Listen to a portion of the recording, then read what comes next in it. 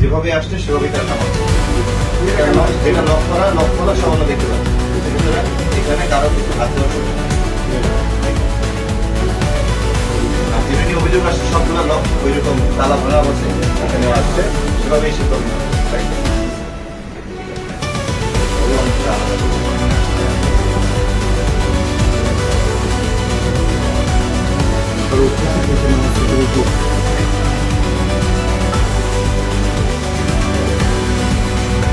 Lock খোলা খোলা অবস্থায় আসছে কাঠমান্ডু থেকে।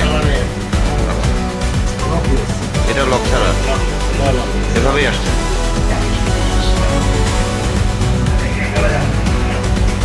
এই লাগেজটা কি লক আছে? হালকা ক্রিম কালার যে ব্যাগটা দেখা যাচ্ছে সেটা এখান থেকে আনটাচড অবস্থায় সে যেভাবে আসছে সেভাবে সে পাস করে দিল। লক ছাড়া ও পাশেই আরেকজন সেটা রিসিভ করে নামিয়ে দিচ্ছে।